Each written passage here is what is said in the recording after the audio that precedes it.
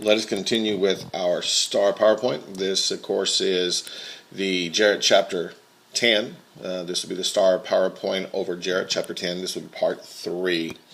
So let us begin. We have our learning objective for this particular little section we're going to cover. And the learning objective is what made the 20s roar.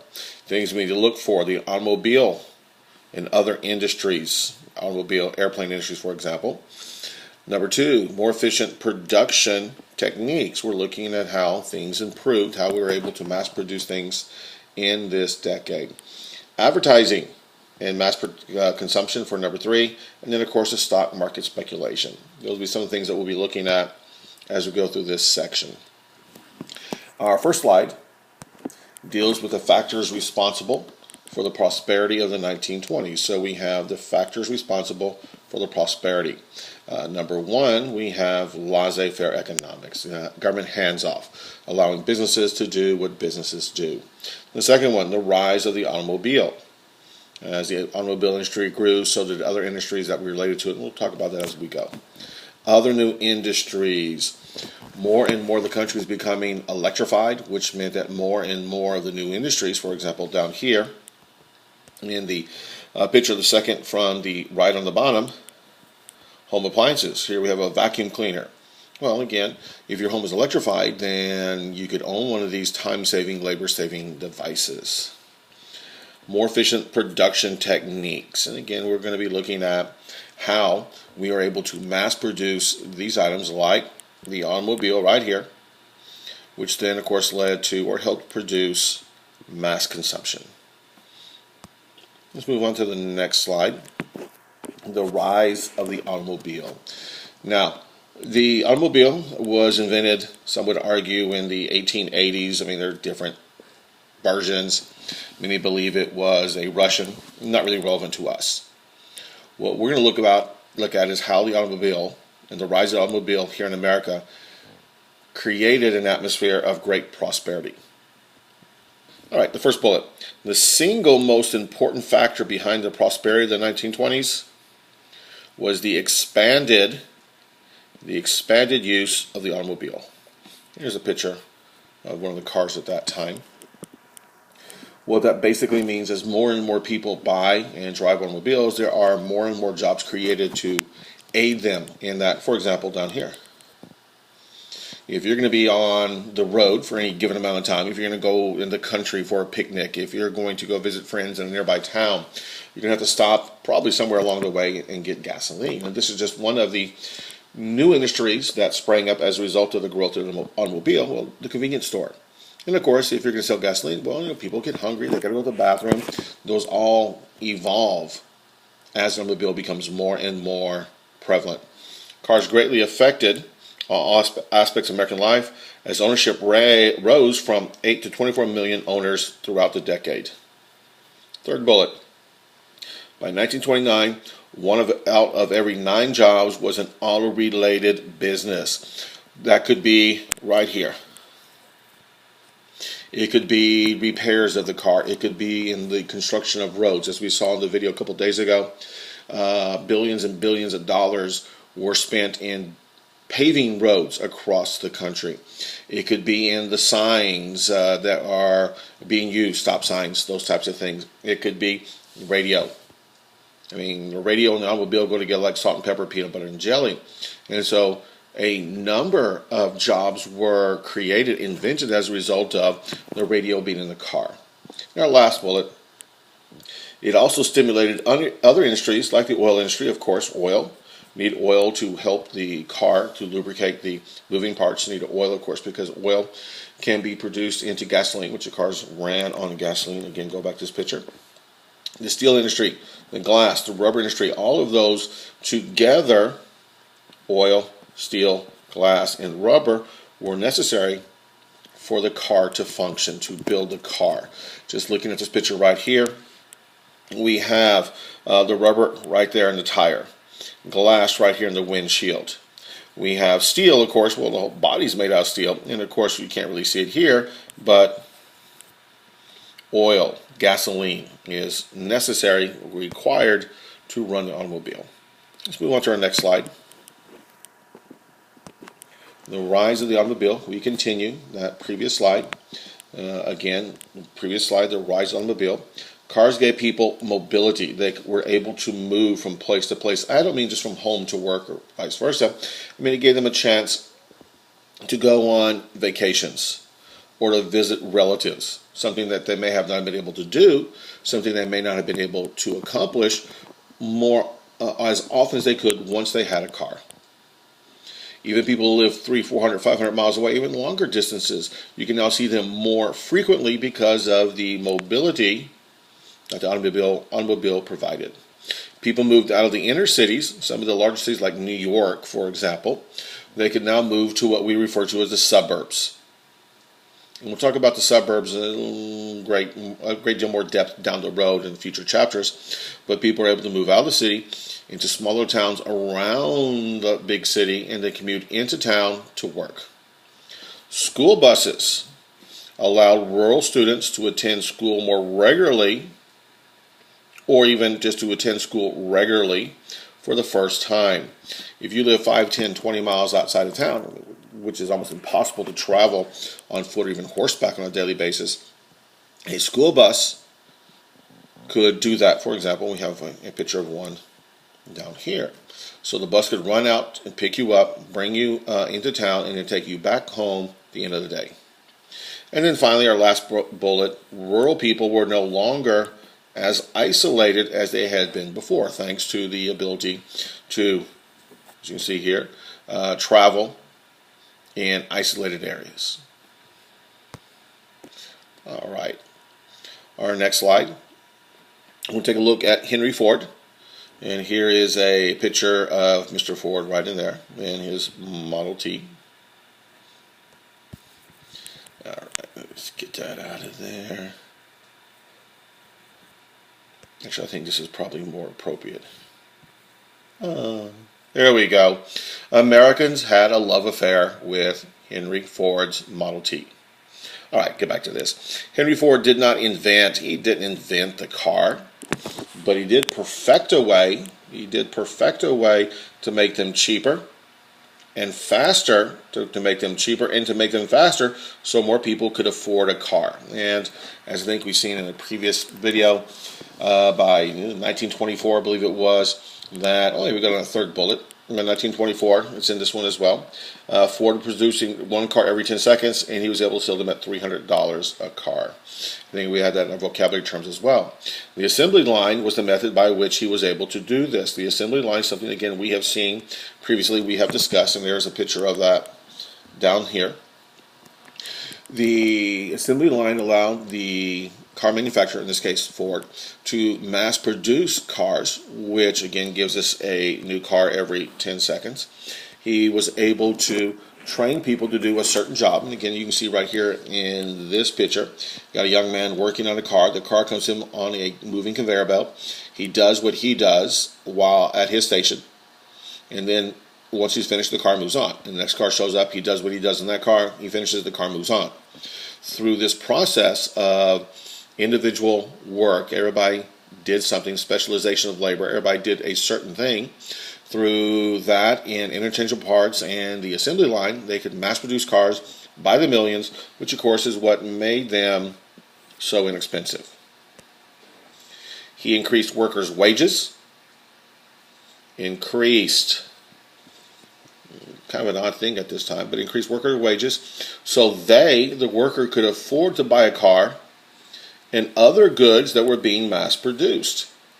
Ford really started the modern corporation as we know it today, and by paying his workers a higher wage than other competition, he was able to ensure that he would get and keep good workers, which of course is what every company wants. And since they were making enough money, they can now buy a car. For example, his at $300 a car, and they could then buy other things that were being produced by other people, whether it be radios or vacuum cleaners or refrigerators. Doesn't really matter. The rise of other industries, the rise of new industries, I guess is probably the way to phrase it. New industries And we'll take a look at a couple of them. Here we have a picture in the upper right-hand corner. General Electric, the gas that wouldn't work does. Okay, light bulb. Down here we have an old-fashioned radio. And these are just two of the new industries that rose during this period of time, which of course saw mass production of their goods, people buying their goods on credit, and a continued growth of the economy. The 1920s saw new discoveries and inventions in almost every field, opening the way for many new businesses. Inventions, like there, made improvements in transmitting electricity to homes, businesses, and factories. So we were able to, thanks to innovations and inventions, send electricity to homes, businesses, and factories. So now these homes, businesses, and factories, could operate essentially 24/7. Prior to this, factories were fueled by steam power, and of course steam was created through either hydroelectricity. You had to have a factory near a source of running water, and that would create electricity, or you'd have to burn coal, or wood, probably coal, to create the steam that would then create the electricity. Now, those factories don't have to do that. The electricity is brought into them, and they don't have to worry about producing electricity themselves, which of course makes them more efficient. New household appliances like the vacuum cleaner, refrigerators, toasters, coffee makers, stoves, radios, and motion pictures made life easier, but really, well, easy, for the woman, the homemaker, the vacuum cleaner and the refrigerator, toasters, coffee makers, stoves, that made life a lot easier. But in many cases, particularly when it comes to the motion picture, it made life far more fun. The radio made life more enjoyable. The light bulb made life more enjoyable because now you could do things at home. You could sit at home with your family and listen to any number of kinds of shows, music shows, and entertainment shows, mysteries and comedies. And of course, with the light bulb in your house being electrified, you don't have to worry about, in this case, the young lady right there holding a candle. You don't have to do that anymore. Flip a switch, boom. You have electricity, you have light. And of course, that electricity was used to power the vacuum cleaners your mother used to clean, the refrigerators which she used to keep your food cold in, fresh in, toasters to make toast, coffee makers, stoves to now cook your food more efficiently, more quickly, and of course, radios, boom, right here again, for entertainment.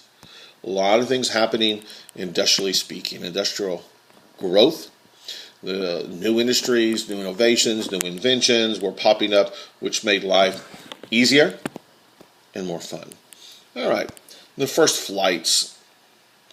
Go back and take a little bit of a look at this. Now, we have already discussed in several chapters ago the use of the the plane in World War I. We're going to talk a little bit about how it came to be. And here we have a picture of the Wright brothers flying their first airplane at Kitty Hawk. And here we have the Wright brothers. 1902, Kitty Hawk, North Carolina, became the first to fly. And there is a picture of it right there. Glenn Curtiss, 1908, 6 years later, designed a seaplane that could take off and land on water. And here's a picture of that. Curtiss eventually flew his hydro aerial plane and marked the birth of naval, U.S. Navy aviation. From this, eventually we get the giant, massive aircraft carriers of today. So, the first flights, the top picture there of the Wright brothers, the bottom one of Glenn Curtiss, expanded our world. If the automobile made it easier to go from place to place, the plane made it much more so. Now, of course, that's still a few decades away from what we're looking at here in 1902 or 1908, but it is on its way. More efficient production techniques. And we're going to go back and take a little bit of a look at some things we've already talked about. Here's an example of the assembly line.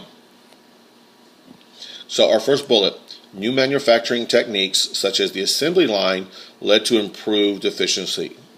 The ability for workers, and you have 3 workers shown in this little picture here, the ability to do what they do quickly and efficiently, that specialization of labor. These guys right here are putting the tires on this particular car, and that's all they did. I can actually they may have done something else, but again, let's say that's their main job. So the tires are lowered to them, and you can see them being lowered in that manner. They're put on, and they do it quickly, they do it efficiently, and then the car moves on to the next station where then the next thing is done. As soon as the car in front of them leaves, here comes another one to do the same thing. And because they do it again and again and again, they get very good at it, they're very quick at it, they get very fast at it, and they're able to mass produce cars one every 10 seconds. As efficiency increased, consumers benefited from lower prices. Supply and demand. As supply of a good goes up, whether it be cars, donuts, it doesn't matter what it is. As the supply goes up, prices tend to fall. That is how Henry Ford was able to sell his cars, his Model T in 1924, for $300 each. An unintended consequence of the improved efficiency was skilled workers, and that is an important term, an important phrase in this. Skilled workers were no longer needed, leading to an increase of unemployment for who? Skilled workers. Now, I don't want to take anything from these 3 guys right over here, but that's hardly skilled labor. And I think I've defined skilled labor for you previously. Today's skilled laborers would be people who are well educated, doctors, lawyers. That's skilled labor. Flipping burgers at McDonald's, that's not skilled labor. Designing a new engine for the Model T, that's skilled labor. Designing better tires so the car gets better mileage or better traction, that's skilled labor. Installing that tire is not skilled labor. So what happened? Ford and all the others who are mass producing these goods let go of their skilled workers, brought in less skilled, less educated workers who were taught how to do what they did. And again, we have an example of a guy putting on a tire right there. Doesn't take a lot of training, probably. And unfortunately, skilled labor was becoming less and less necessary, so there was an increase in unemployment, particularly in that area. The age of mass consumption. Now, mass consumption is consuming things in large quantities. Here we have a couple examples. Down here in the bottom, we have a really nice looking automobile. And then, of course, up here we have chewing gum. This came about through a number of methods. Okay, our first bullet. Production techniques changed, and so did patterns of consumption. Patterns of consumption. As the production techniques changed, so did our patterns of consuming those goods being produced. Our second bullet. Goods began to be mass marketed at a national level, which I think we saw in the video. I showed you a couple of days ago. Some examples of that mass marketing. Today, you turn on the TV and you'll see commercials, and that is an example of this mass marketing at a national level. Of course, there is some local stuff. If you have local channels, oftentimes the advertisements for local businesses, but by and large, a huge amount, what percentage, I can't really tell you, but a huge percentage of the goods being pushed, being sold, being advertised on commercials were and are at a national level. McDonald's, Burger King, clean that up there a little bit, Ford cars, Rugby's chewing gum. You can find them all over the place. Now, of course, McDonald's is more of a regional thing. I'm sorry, Whataburger is more of a regional thing. McDonald's is national. Any number of restaurants and automobile companies, chewing gum, Those are all national goods. So as we began to mass produce, we began to mass market at a national level. Advertising stimulated demand. People began to see what is out there through this mass marketing. Now, originally it was in newspapers and magazines, and then eventually in the radio, and then eventually, of course, on TV, and now, of course, it's on the internet. You're watching this video on YouTube, or you can watch this video on YouTube. You go to other YouTube channels, and they have short little advertisements before the video begins. You want to watch Miley Cyrus swing around a wrecking ball, or Justin Bieber be, oh my God, help us all, Justin Bieber. Oftentimes before their music, and I use the term lightly, music videos began, there's an advertisement for whatever. It doesn't really matter, okay? So the way in which we mass market these goods has changed dramatically over the course of the last decade or so. Why? Well, because of the internet. And the mass marketing of goods back in the 1920s changed. Why? Well, because of the invention and the spread of the radio, for example. Our next last bullet. Workers were receiving higher wages. Again, Henry Ford started this. He paid them more, so one, they could afford to buy a car, probably a Ford, and number two, they could then buy other goods, which stimulated the economy. And if other companies were making lots of money, not car companies, but other companies, then they would come buy his car. So a strong economy helps Henry Ford sell cars. It just makes sense. If Wrigley Brothers is selling lots of gum and they have lots of employees, they're making lots of money, what can they afford to buy? Well, they go out and buy cars. It's just the way it works. So anyway, workers were receiving higher wages than ever before. They had more money to spend. They had more money than ever before to spend. And they also had more leisure time. Why? Because of the invention of the 8-hour day and the 5-day work week. Also put in place by Henry Ford, I believe. So we're looking at many Americans, not all. Again, not all. The farmers are still having problems. That's been mentioned previously, and we'll get into greater depth with that later. But many Americans, more than ever before, were working. They were making more in wages, more money than ever before. They had more money to spend and more leisure time because they're making more money per hour. They're working fewer hours. They got more free time. They got more money in their pocket, and they're looking at how to spend it. The more money a person made, the more things they wanted to buy. It makes sense. We're like that today. That is our society of mass consumption. Now, again, I think it's a good thing. There may be people out there, probably some of the teachers on this campus, and definitely some of the teachers that you'll find when you go to college who think that's a bad thing, but I don't. I think it's a good thing. Let's continue. We have a couple more slides and we finish this little section. We're already pushing the boundaries of time. We'll continue with the age of mass consumption. Consumers were buying for the first time on credit. Walk in to a store, buy a car, buy some big ticket item. Of course, we're not talking about a pack of gum, but a washing machine, a vacuum cleaner, a refrigerator, and you would buy it on the installment plan. We had yet to begin with Visa, MasterCard, and other credit cards. And so what you would do is you would buy it on an installment plan. You would make, let's say we're going to buy a car, okay, and here's an advertisement for General Motors. You'd walk in, make a small down payment, drive the item home, in this case with the car, drive it home, or if it's a vacuum cleaner, you take it home with you, and then pay a little each month. So thanks to the installment plan and buying on credit, more and more Americans were now able to buy big ticket items like cars.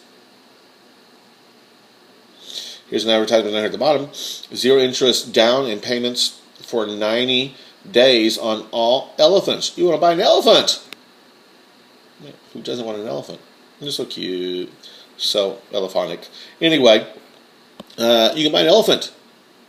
0 down, interest and payments for 90 days. Unfortunately, there is an unintended consequence here. Americans were now in debt. Before this period of time, if you couldn't afford to buy something, you have the cash in your hand, you didn't buy it. You waited until you saved up enough money. with the new age of mass consumption, with the ability to buy on credit, paying an installment plan. People are now buying more and more, paying a little bit per month, and Americans were now in debt unlike they ever had been before. The speculation boom.